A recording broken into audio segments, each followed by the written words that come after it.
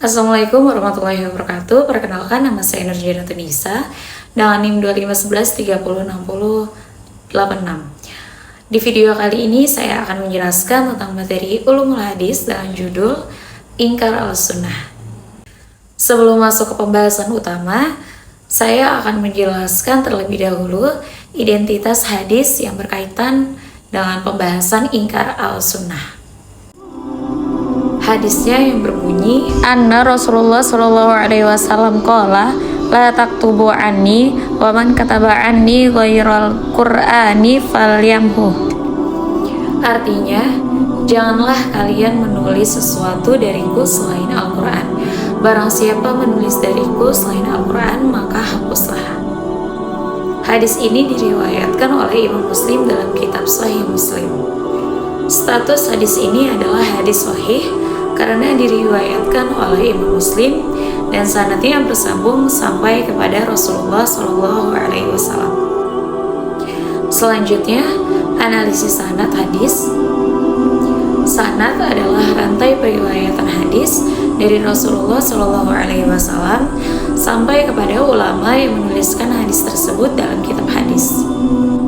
Rantai sanad hadis ini yaitu Rasulullah Shallallahu Alaihi Wasallam meriwayatkan kepada sahabat Abu Sa'id Al-Khudri, kemudian Abu Sa'id Al-Khudri meriwayatkan kepada Abu Nadrah, setelah itu diriwayatkan lagi oleh Hammam bin Yahya, diteruskan kepada Hajjaj bin Asy-Sya'ir hingga akhirnya dicatat oleh Imam Muslim dalam kitab Sahih Muslim.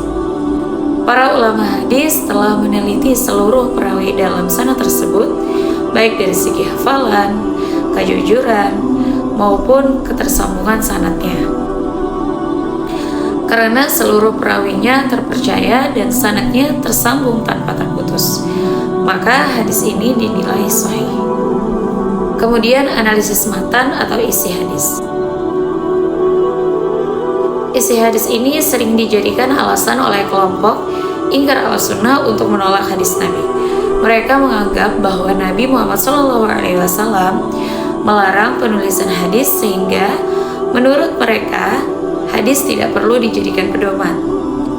Padahal maksud hadis ini bukan melarang hadis untuk selamanya. Para ulama menjelaskan bahwa larangan tersebut terjadi pada masa awal Islam agar ayat Al-Quran tidak tercampur dengan tulisan hadis. Setelah Al-Quran mulai terjaga dan para sahabat mampu membedakan antara Al-Quran dan hadis, Nabi Muhammad SAW kemudian membolehkan penulisan hadis. Jadi hadis ini tidak bisa dijadikan alasan untuk menolak sunnah Nabi. Selanjutnya masuk ke pembahasan pengertian ingkar al-sunnah. Ingkar al-sunnah adalah paham atau kelompok yang menolak sunnah Nabi Muhammad SAW sebagai sumber hukum Islam setelah Al-Quran. Kelompok ini menganggap bahwa Al-Quran sudah cukup dijadikan pedoman hidup tanpa perlu mengikuti hadis Nabi. Secara bahasa, ingkar berarti menolak, sedangkan sunnah berarti segala perkataan, perbuatan, dan ketetapan Nabi Muhammad SAW. Jadi, ingkar al-sunnah berarti paham yang menolak hadis Nabi sebagai pedoman dalam agama Islam. Kelompok ini biasanya meragukan keaslian hadis karena hadis dibukukan setelah Nabi wafat. Mereka juga menganggap ada hadis yang bertentangan dengan akal atau tidak sesuai dengan Al-Quran.